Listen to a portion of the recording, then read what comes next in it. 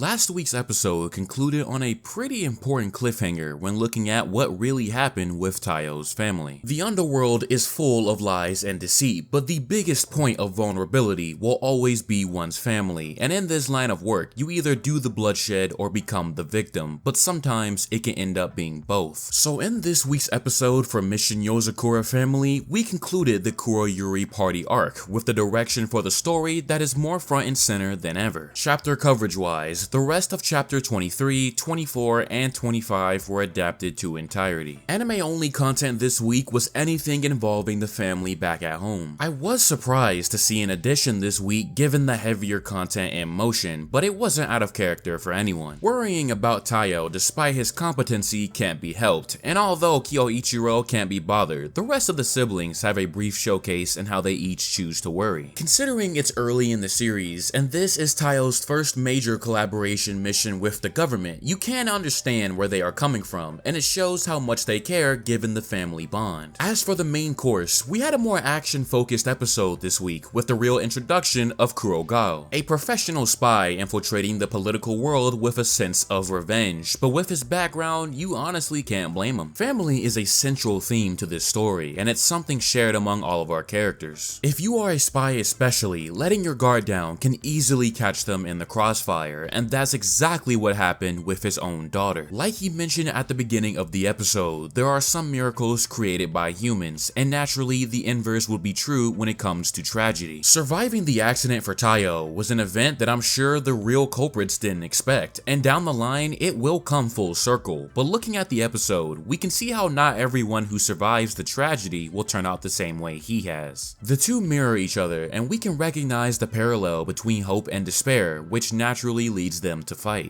Taiyo has every right to be upset for what happened to his family, but despite how he may feel, he's not going to go and take it out on anyone else. Mutsumi was his source of hope to eventually move forward, and so to honor that, he has to fight because as he stated, you can still change your present situation. This all goes back to the foundation established that Taiyo is an extremely persevering character despite the pitfall of despair he could have fallen into. He chose to keep struggling to connect and eventually found his path in life once more, and aspects like this is why I enjoy him as an MC. Now the fights this week are split into two separate ones, with Sui versus the triplets and Taiyo versus Kurogao. Now let it be known that this was more on the lighter side of the fights within the series. Early Yozafam keeps them pretty tame in terms of close combat exchanges, but as the series begins to dive into more battle shonen related topics and power systems, they will gradually up the scale. Now information is a weapon of its own, and we see that in the first major portion of the fight, Taiyo is getting handled, which is to be expected when it comes to the difference of a pro versus the newcomer. Understanding your opponent's tricks and tactics when it comes to close combat will give you a major leg up, and despite all the vast amount of tactics in the bag, none of them can easily get past Kurogao. Now Sui's encounter is a bit more quick and easy. The triplets, though having some great effects to go alongside their primary colors attack, are just not a good match for the Hinagiku, and I did enjoy the visual presentation of all the abilities, though it was very brief. I remember in the interview that the director of the anime stated they wanted to work towards finding a balance between the attacks and visuals in order to make things not too flashy, and this was overall a nice start for the first array of fights. A bit of critique from me would definitely be how Sui separates the fights. The slashes themselves were not a problem, but the manga panel offers a much cooler view of the way down, and I feel comes off a bit more dynamic in terms of the perspective given how the spread is shown. I'm not saying it was bad because it was in fact fine, but I thought it could have been done a lot cooler just off of my own expectations. Now one important point to note from this encounter regarding Sui is that before returning to the main floor, he noticed a presence that even caused him to go on alert, yet he couldn't identify it. Now of course, we can connect that presence to be the one that silenced Kurogao towards the end, but with that being the case, the question of who and why is up for discussion. The information he was going to provide is all about Taiyo's family, and if they needed to go this far to ensure that Taiyo doesn't know the truth right now, then something is surely up. I mentioned this last week, but this rabbit hole we are about to go down in regards to the truth is going to be quite vast, and when the puzzle pieces start to come together, moments like this will hit a bit harder in retrospect. For my anime only crowd, don't lose track of these details because it's always building up to something much more important on the horizon, and it becomes very satisfying when being able to connect the dots. Now, as for how Taiyo overcomes his fight, if we go back 2 episodes, Kyoichiro led Taiyo to redeem himself with a simple phrase of spying on the spy. Being able to understand your opponent's tactics is one thing, but copying them can also be the ace in the hole that your opponent won't see coming. Like I also said a few episodes ago, Taiyo will earn everything from his injuries to his victories, and by using his muscle memory to just briefly copy the Hinagiku's movement technique that allowed him to regain the momentum of the fight and come out on top. Now this section in particular was very beat for beat, and I think for it being a much more tame fight is very passable. The result of this fight shows that Taiyo is more than able to stand on his own even among the pros, and for the time being he's got both feet planted in the direction of what it takes to survive in the spy world. Now, although Kurogao didn't make it beyond this episode, he didn't depart without leaving something of importance behind for Taiyo. At his daughter's grave, we see Taiyo retrieve this white box that holds information about what really happened on that day, and with this scene officially puts us on track for the bigger narrative to take shape. You give a spy an inch and they will take a mile, which is exactly how these upcoming developments will go. We still have a lot of questions as to who or why Taiyo's family was targeted, and these answers will slowly be building up all the way to the climax of Act 1. We still have more character intros and intimate moments on the horizon, but we definitely still have a lot more major story to tell with the heavier moments throughout, and the bar for the action is only going to get higher, that at least I can guarantee. With all that being said, another solid episode for the anime this week, and come next week we'll be slowing down for a little bit before amping up in the next big direction. There's a reason why this season has 27 episodes, and while I believe I know where we plan to stop this season, I'll let our core 2 arrive first before I start throwing out ideas. With that, ladies and gentlemen, is going to bring me to the end of this video. As always, thank you for watching, and please let me know all your thoughts in the comment section down below. Stay safe out there, and I will see you all next Sunday for episode 10.